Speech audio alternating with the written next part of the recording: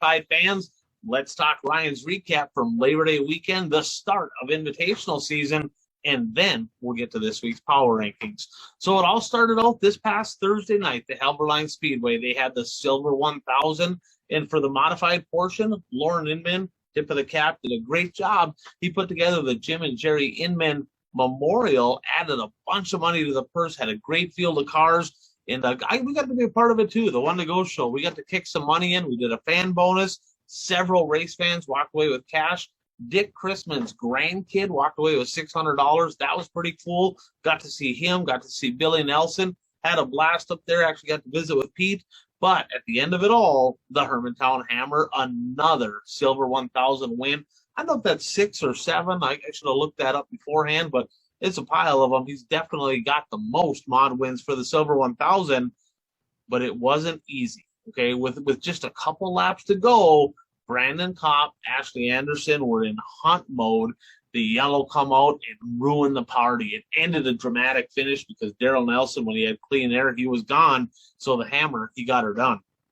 Now, the Brown County Speedway out in Aberdeen, they had the Big Buck Nationals out there. Tyler Peterson, the one TPO, he kept his title hopes alive. He parked in Victory Lane with a big win out in Aberdeen. And then on Monday, he needed another one, and he got it. He come from the 4th row. He drove by Shane Sobraski and straight awayed him. He was flat out done. Shane Sobraski, you've got company. The TPO's coming. Now, the Casino Speedway, and this could have really closed the cap, okay? My phone blew up. I'm letting you watch it right now. If you make the call on this, it's too hard for me to tell. I wish I had a little bit better vantage point. But as you can see in the video, there's a little contact there between the TPO and 37, and the 37 ends up getting turned around coming off of turn 2. And I had people blowing it up. Man, he got screwed. They're screwing him out of a championship and blah, blah, blah. I don't know. You decide for yourself. It's a close call. You win some, you lose some. But at the end of the day, the crowd benefited because they put TPO to the back. He came from dead last to second. Of course, the wild child, Scott Ward, your winner over in Watertown, but man, great racetrack over there. Victory Lane Speedway up in Winnipeg. They had a doubleheader this weekend. Some guy by the name of Ward Emery, I think he might have been his first win up there, or not so much. He doubled up on the weekend, plus he won one in the late model. That guy can flat out win races. And the Wissota world right now is kind of in mourning because the border's closed. He's always a national title contender. Between the modified and the late model, he's won 6 of his last 7. I'm telling you, when the borders open back up next year, keep an eye on Ward Emery. Now, let's go up, stay north of the border. The Emo Speedway, they had a doubleheader as well in Tanner Williamson. He doubled up. So he got a pair of wins up there, I believe, in the 88 up just north of International Falls. So great job for him. And then the Greenbush Race Park, northern Minnesota, not quite to Canada. We'll call that South Canada up there. They had a Labor Day weekend doubleheader. Day 1, buddy of mine, Josh Bolio, great job. He put the 22 in Victory Lane. Sounds like it was a Cowboy Up racetrack. They got some weather or something, and it was a little rough and tumble, but Bolio got it done. And night 2, Jamie Troutner got it done. He hasn't won since last year, which incidentally was day 2 of the Labor Day show at Greenbush. So back-to-back years winning that. Great job, Jamie Troutner. And a little side note here, a little shout-out, Devin Fouquet. He made the trip up. Great weekend for him, a pair of seconds up there. So the rookie putting together a nice season. The Hibbing Raceway, the 43rd annual Labor Day shootout. Skeeter SD flat-out was the class of the field. Night number 1, a little bit of controversy. He jumped in the heat. He did. Flat out, it is what it is. He did what he had to do. They didn't call it on him. He won. But when he got the lead, he kind of drove away anyway. So he probably had the faster car. Redrew the pole, and he got her done on the bottom. And his experience there pays off because it was on the bottom, kind of latched down, a little bit marbly, extremely patient. Held off Johnny Broking, who he was there. He threw everything at him but the kitchen sink. Probably had the better car. Skeeter getting it done night 1. But night 2, he wasn't holding anybody up. He wasn't holding anybody off. He flat out drove around Delphi and Sobraski on the high side, and he was gone. And that 37X was a rocket ship, a record-setting 11th Labor Day shootout win Pat Dorr has 10. He had made the record last year at 10, and he got 11 after this year. So Skeeter Esty, a great weekend on his home turf up at the Labor Day Shootout. Rice Lake Speedway, what a race. This was good. If you haven't seen this one, jump on Dirt Race Central. If you don't have Dirt Race Central, get Dirt Race Central, right? Because they have a lot of great racing action, especially during invite time. But Shane Halapa just edged. He had a great battle with Denny Cutsworth. Now, here's what's interesting. There's a yellow, maybe halfway-ish, and Buzzy was second row on a Delaware. I'm like, it's over. Buzzy's driving by both these guys. They straightawayed Buzzy. That don't happen at Rice Lake. I don't know if Buzzy broke something or what, or if he just was off a little bit, but they flat out drove away. And what's interesting is they drove away running the top and the bottom, right? I mean, Cutsworth was on the top, and you had Halapa on the bottom, and they still drove away from Buzzy, which was incredible. And it looked like maybe Cutsworth was going to win that one. Halapa snuck by him at the line. That's 3 in a row for Shane Halapa. I'm telling you, that kid, he can flat out win races. He's got a pile of Midwest mods. He's just starting to hit a groove now in the modified. Let's see what happens the rest of the way. Now the Viking Speedway over in Alexandria. Some great modified racing there as well. Labor Day weekend doubleheader.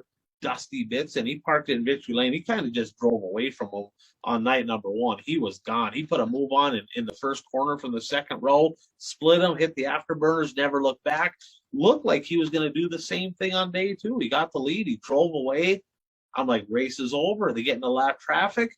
He couldn't clear lap traffic. He tried. He lost some ground. Here comes Zach Johnson in the 6X, and he snuck by him to steal one from him at the end. I don't know what happened there. I feel like Dusty had the best car. He just couldn't get through the lappers, and the experience paid off. And this was his second of the year, and first since 2019. Zach Johnson's won a pile of races, of course, former national champion. So great to see him back in Victory Lane up there. So let's get to it. The September 9th edition of the BuyRaceShirts.com One to Go Show modified power rankings. A little side note here before I get to that.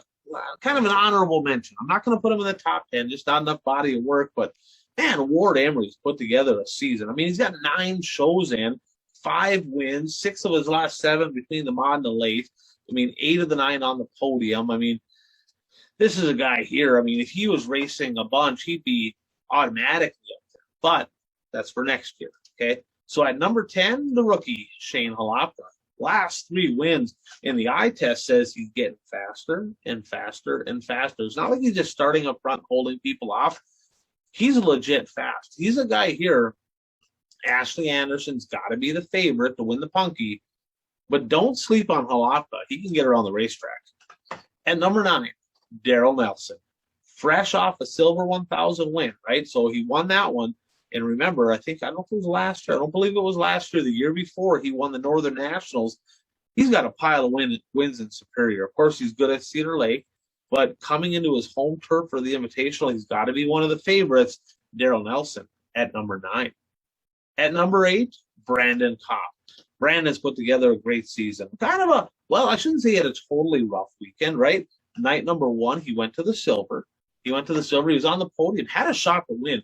I honestly think that without that yellow at the end of the race, it even looked like maybe him or Ashley might have had something for Daryl. Then he went to Greenbush, picked on him. Actually, he went to Grand Rapids first. And I gave him one on the show, but he told me I have to give him a donkey award because, I mean, when you chuck a dirty slider on Hot Carl and peel him, you got to get a donkey award, especially when it doesn't count. They didn't run the feature, but all in good fun. He went up to Greenbush and just rough. It didn't work out. He went to Hibbing, just had a terrible heat race and just couldn't regroup from there. But overall, he's got 13 wins on the year. Okay, he's tied for second right now in win count with PPO. He's sitting 3rd in the Wissota Modified National Standings. Grizzly Adams has put together a really good season, and I'm going to put him at number 8. And remember, track champion at the Gondik Speedway. Okay, he's a guy that could win the Northern Nationals. He has won races there. He's fast there. That's my sleeper pick for this weekend. At number 7, Mike Stearns. Okay, second most wins since July 1st, tied with Broking at 8. And I'm really glad to see him come up north. Didn't get a a true representation of really what our tracks were like. I mean, the silver was mud. It rained at, of course, Grand Rapids. Hibbing kind of day one was a marble fest. I mean, it is what it is, but it was good to see him come up there. He's in the top 5 in the national standings. He's got 8 wins on the year. And I think that's a guy right there that keep an eye on him. Invitational season, I don't know where he's going this weekend. I don't know if he's going to go to the sites. Maybe he's going to come over to Superior. I guess I haven't talked to him. I know he's going to be at the 100. He'll be there, but always a threat. The 24 is very fast. At number 6, in first time in the top 10, Skeeter Esty. I'm telling you, the eye test says he's for real. He didn't just win by default, Hibbing. Looking at this, he's got 4 wins on the year. He's got 8 podiums, and he's ran in the top 3 up at Superior. So he's another guy that could win there. Skeeter Esty's a wheelman, former national champion in the Midwest Mod. Yeah, it looks like things are kind of slowing down. You know, the speed's he's catching up with the car. He looks good. I mean, he's flat out a guy that coming into next season could be one of the favorites to win a pile of races up north. He's done it before, and I'm going to put him in the top 10 at number 6. At number 5, Jody Delphi. Delphi had a pretty, I would say, an okay weekend. He got 5th at the silver, 3rd on day 2. He battled for the lead. He led. Skeeter actually drove by him. Not quite friends. They have a little bit of a rivalry there. Not a very good first night in Hibbing, but he's really good at Superior. Remember, he won one day of the border battle up there. He got 2nd the other day. He knows how to get around that place. He's got to be one of the favorites. Most of these guys we're talking about here are going to be in Superior. That is super cool. I'm looking forward to seeing Delphi in action. I'm going to put him at number 5. At number 4, and fading just a little bit, the Iron Man, Shane Sabraski. I get it. Okay, he had a pair of seconds, 2 DNFs. He didn't even look good in Proctor, in Grand Rapids. They didn't look good. It rained. First day of Hibbing, didn't look good. And the second day of Hibbing, he was there, but Skeeter Esty drove away from him at Delphi. He got 2nd, and then he went to Madison. He got 2nd there. So he's always in the conversation, but he got straight away by TPO, right? So very interesting. So I'm going to put Sabraski at number 4, but looking at this, he's leading the win count. He's got 16. I just feel like something's missing with this modified. It has been all year. He's had a couple nights where I'm like, oh, he's back, but something ain't right. He's lacking a little bit of something, and the only reason he's up there as far as he is because it's him, and he's a hell of a driver. At number 3, Johnny Broking, the Advantage RV Mod Tour champion. He had 3 wins in the series. He got 2nd at the Labor Day Shootout and literally was pushing the 37X around the racetrack. In fact, he did push him around there a couple times. And 16th to 7th on night 2 didn't look good in the heat race. But in the feature race, he moved forward. That's a guy that's also fast at Superior. He's not been as good at Superior this year, though. But we'll see what happens. I got Johnny Broking at number 3. At number 2, the 1 TPO, Tyler Peterson. And he could be at number 1, but number 1 has been so dang good all year long. But Tyler Peterson, what a weekend, right? 2 wins and a 2nd, and it's on the line. He got 2nd in the Advantage RV Series, had a shot to win, just didn't have a last good weekend. It is what it is.